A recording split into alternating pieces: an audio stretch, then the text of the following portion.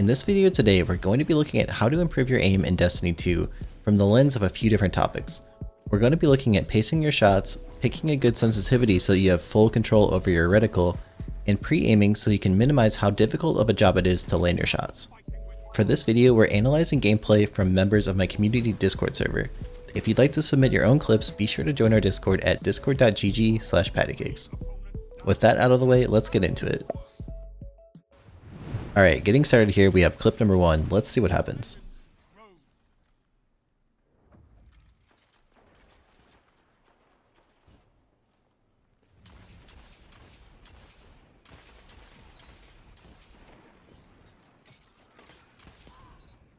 Okay, the number one thing that I noticed in this clip is that this player is shooting their shots a little bit too fast for themselves, and I think they'd do a lot better if they'd actually pace their shots a little bit more. If you're a newer player who's just trying to get your aim under control, you're going to do a little bit better in PvP if you actually pace your shots a little bit more, so you put a little bit more time in between each bullet, and that way you're going to hit a higher percentage of your shots, which is going to give you a better time to kill. If you spam your shots like this example, where you actually are shooting a little bit faster than your own mechanical ability to re-aim on the target, it's going to end up in an actually longer overall time to kill. My friend Prof has a pretty cool example here where he set up a macro that shoots a different rate of fire automatically, and this is to demonstrate what happens with the recoil when you slow down your shots just a little bit. You can see the difference between a 0.8 time to kill and a 1.0 time to kill is pretty drastic in terms of how much the reticle settles back down. So if you're struggling in PvP to get those consistent 3 taps, try slowing down your shooting just a little bit and see if that helps you out. Okay, here's clip number 2, let's see what happens.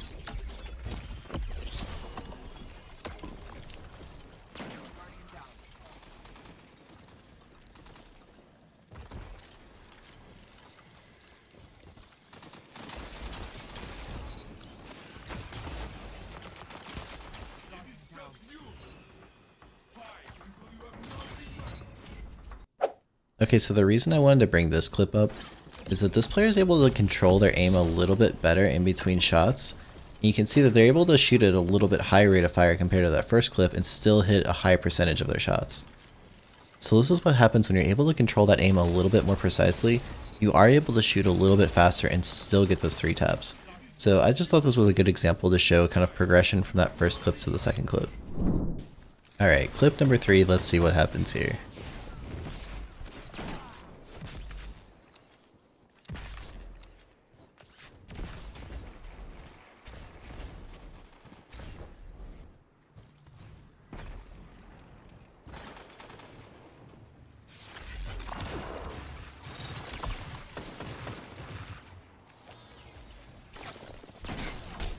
Down. Enemy team has no reserves left. Finish them. 1 minute left. Okay, so the main thing that I noticed while watching this clip is that this player looks like their sensitivity is way too high for them to control. As you can see, it looks like they're kind of making big motions from side to side and unable to make very small adjustments. And obviously in this particular case it seemed to work out because they're able to fly in with a shotgun and get a combination of some Dune Marcher kills and some shotgun kills. But in reality, if you're struggling with your aim, especially if you're a mouse and keyboard player who's maybe new to PC, definitely look at your sensitivity and see if that's something that you might need to adjust. I have a couple videos that I'll link on screen as well as in the description that might help you to find a good sensitivity level for yourself. I'm a huge fan of using aim trainers like Kovaak's, which helps me to figure out a good sensitivity level for myself, and I've actually adjusted my sensitivity a little bit over time based on the results that I was getting while aim training. Okay, clip number 4, let's see what happens.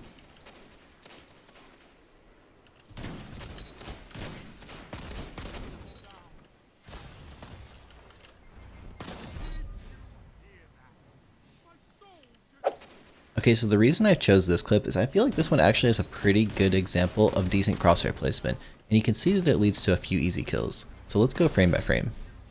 Okay, so right here, we just saw some enemies on the other side of this rock. So let's see what he does to line up his crosshair to get some easy kills right afterwards. So we can see right here, he already has a pretty good lineup from what we know about where these players are about to come out of. He still has a pretty good headshot angle here.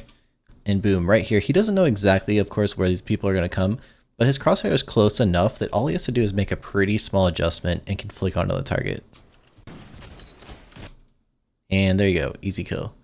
And here's a pretty good example of some aiming afterwards. It really helps to land those final kills.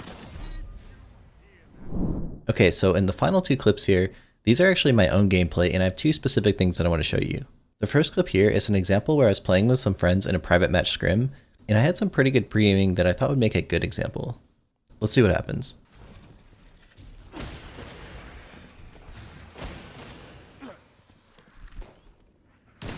Shut the enemy down.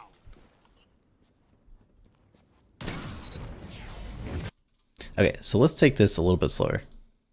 So right off the bat here, I can see based on my radar that I have some people on my left and some people behind me. So I'm going to use this dark area here to try to get some space between myself and the enemy.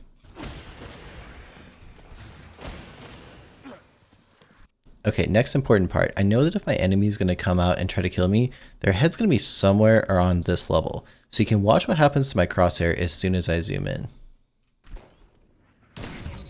Boom, easy headshot. And now let's see what happens for the next kill. Again, that was great crosshair placement exactly where the enemy's head was, so that all I had to do was click as soon as I saw that person show up. Okay, here we have another clip from the continuation of the same match. Let's see how the crosshair placement worked out.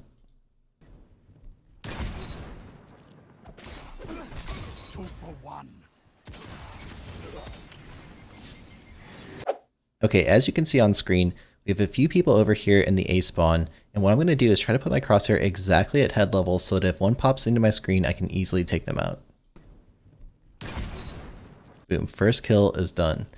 So the next thing is that I'm going to slowly peek this angle with my throwing knife now because I'm out of sniper rifle ammo, and this way I can maybe get one more kill. And once again, it's just as important to have really good crosshair placement here so that you don't have to make a big adjustment. I also sort of pre-fire my knife knowing that there's that little bit of a delay before it actually comes out. And finally here, my team's able to group up and get that nice team shot going so we're able to kill the last member and wipe the full team. Okay, our final clip here is a match of Trials of Osiris where I was playing with some friends, and I thought I had some pretty good pre-aim combined with some good game sense, so I wanted to break down exactly what happens. Let's start off by playing the clip.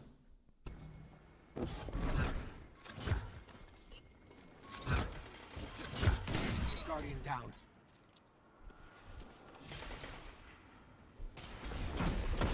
You are destroying them. Only one enemy is left. That is the round. Awesome, so let's see what happens here. Okay, so going section by section here, we can see that the enemy just popped their spectral blades, and you can also hear it in the gameplay behind me. So the first thing I'm going to do here is that I know the enemy is coming out of that middle altar area, so I'm going to try to pre-aim exactly where I think that enemy is going to be. You can see that I saw the little flash where I just barely missed my opportunity to shoot, so I know that that spectral blade is now chasing my friend's shadow. So now I'm going to aim over to the left of the rock to try to imagine where that spectral's head might be as soon as he comes around the corner. And thanks to Beloved and its nice amount of aim assist, I'm able to get the headshot there and save my friend's shadow. Okay, so next important piece of information here. I can barely see this guy, just a little bit of his body, so I need to move a little bit and reposition myself so that I can get a good shot on him. I wasn't really anticipating the jump, so you can see I actually had to aim a little bit higher than I thought, but that's okay because my crosshair is already roughly in the right spot. Okay, next important piece of information here is on the radar. We can see that there's an enemy over to my right, and that's also where my teammate had just died. So I'm going to swing my camera over to the right and anticipate that there might be someone coming around the pillar. And easy headshot. You can see my crosshair was just about perfect right where his head came around the corner. Let's play this one more time just to put it all together.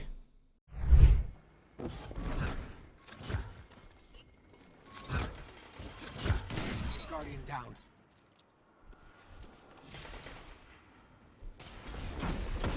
You are destroying them. Only one enemy is left. That is the round. So there you have it. There's a couple good examples of pre-aiming and the power of crosshair placement. I hope you found this one really helpful, and if you did, be sure to join our Discord server so you can submit clips for one of my next videos. That's all for now. Catch you guys next time.